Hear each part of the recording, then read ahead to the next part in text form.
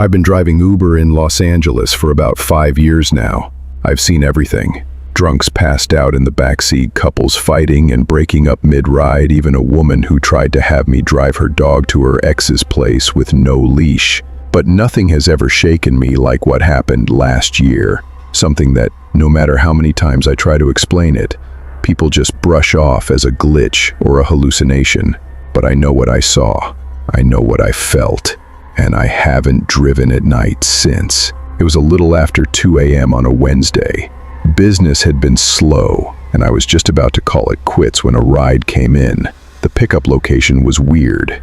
It was in a part of Vernon where most of the buildings are industrial and long shut down by that hour. Still, I figured maybe it was a night shift worker or someone just stranded. The rider's name on the app was just the letter J. I pulled up, expecting to see an empty lot, but there was someone standing there in the shadows, like he'd been waiting for me before I even arrived.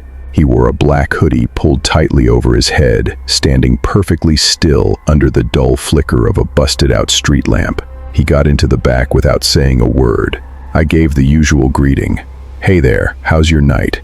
But he just murmured, "Just drive, I'll tell you where to turn." That was already off. Most people have a drop-off point or use GPS, but this guy, he acted like he knew the city better than I did. I considered canceling the ride, but something in his voice, it wasn't threatening, but it was final, like arguing with him would be pointless. We started heading down a grid of streets I'd never driven before. No lights, no signs. He'd say left or right at each intersection, never hesitating. At first, I figured he might be guiding us home. Maybe he was just antisocial or had a rough night. But then I realized something chilling. He never once looked at his phone. He wasn't checking a map. He was just knowing. Every turn we made led us deeper into darkness. The houses started looking older, more rundown, some totally abandoned. Windows boarded up, yards overgrown. I checked my phone to recenter the map and saw the signal had dropped completely. The Uber app had frozen, like it wasn't tracking the ride anymore. Something in my gut told me to stop the car. I turned around to ask him directly where we were going, and that's when I saw it. The back seat was empty. I slammed the brakes and threw the door open, heart pounding. I ran around to the back, opened both rear doors. Nothing. No sound. No sign anyone had ever been there. I looked up the road, then behind me, just dead silence. Even the air felt heavier, like I'd passed into some space where time wasn't working right. I checked my trip log, shaking. There was no ride history for the past hour.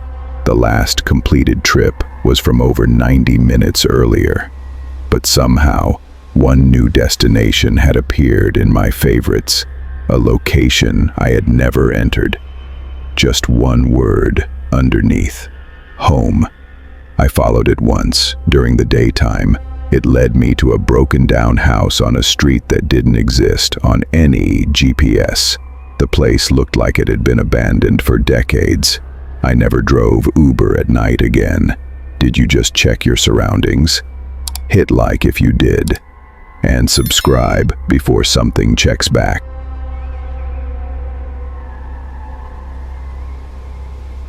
I was doing night shifts in Austin to help pay off my student loans, and I had a system: avoid the bar district, stick to quiet neighborhoods, and log off by midnight.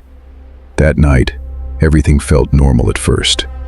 I was cruising around one of the residential zones when I got a ping from a place called Shadow Creek. I remembered it vaguely. An older suburb on the edge of town, close to the woods. I hesitated, but the ride price had surged, and I figured one more trip wouldn't hurt. The location was near an old access road I hadn't driven in years. No streetlights, just trees on either side of the narrow path. I pulled up expecting to find someone stumbling out of a house or waving a flashlight, but instead, he was already standing there, right at the edge of the tree line. He was tall, in a long black coat that seemed way too heavy for the Texas heat. His head was down as he walked toward the car, slowly, like every step hurt. I lowered the window slightly and asked, "You Melissa's ride." He nodded once without looking at me and climbed in silently. "Where to?" I asked, putting the car in gear. "Glenview Cemetery," he said, his voice low and raspy. I paused. "The old cemetery? You sure?" He nodded again. I tried to make a joke, something like, "Don't tell me you work graveyard shift too." But he didn't respond.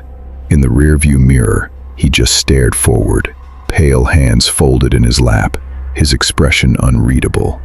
The roads got worse as we got closer to the cemetery. More cracks, more overgrowth, fewer lights. It started to rain lightly, and the mist made the trees blur like shadows closing in. As I passed a closed gas station, I noticed something strange in the reflection of the storefront windows. My car was fully visible in the glass, but there was no one in the back seat. Heart racing, I peeked back. He was still there, or at least something was there. It wasn't just the rain making things fuzzy anymore. His coat looked soaked, but he hadn't moved once. When we pulled up to the gates of Glenview Cemetery, the entrance stood wide open, even though it had been chained off for years. "This is it," he said, and then added something that chilled me completely. "Same place I got picked up." I turned around slowly, trying to ask what he meant, but the seat was empty. Not just empty, untouched, as if no one had sat there at all. The door never opened, no sound, just gone. I filed a report with Uber. I showed them the location, but the app had no record of the ride. They said the system glitched out for about 15 minutes, as if nothing ever happened. But that graveyard? It hasn't had a new burial in over 20 years. And the area I picked him up from used to be the workers' barracks, before the fire in 1983.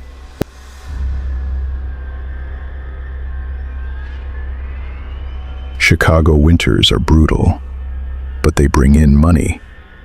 Less competition, more surge pricing, especially when the snow starts falling. That night was one of those nights. A thick white blanket covered the roads and visibility was terrible. Most drivers had already logged off, but I stayed out, trying to make a little extra. Around 2:30 a.m., a ride request came in from a location by the old train yards.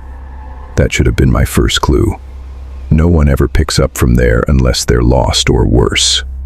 I arrived and spotted a man already standing in the middle of the snowy road, like he'd been waiting there for hours.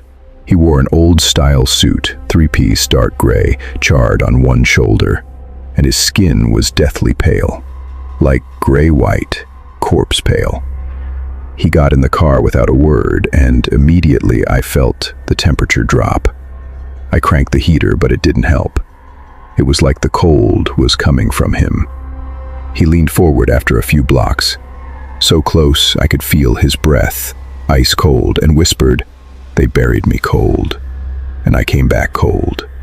I laughed nervously and asked, "Where are we headed?" He just leaned back and said, "I'll know when we're there." The car felt wrong. I could hear something humming, but it wasn't the engine. It was deeper, like something vibrating from inside him. I glanced in the mirror and saw his eyes, completely white. No iris, no pupils, just white, like fogged over glass. I tried not to panic, telling myself it was a trick of the light or my own exhaustion. We ended up stopping on a bridge just outside the city. He opened the door slowly, stepped out into the snow, and stood at the edge of the railing. Then he turned to me and said, clear as day, "Tell them I never left," and jumped. I ran out, yelling, looking over the edge. There was nothing, not even a ripple, just dark, frozen water and silence. I called the police. I filed a report. They searched, no sign of him.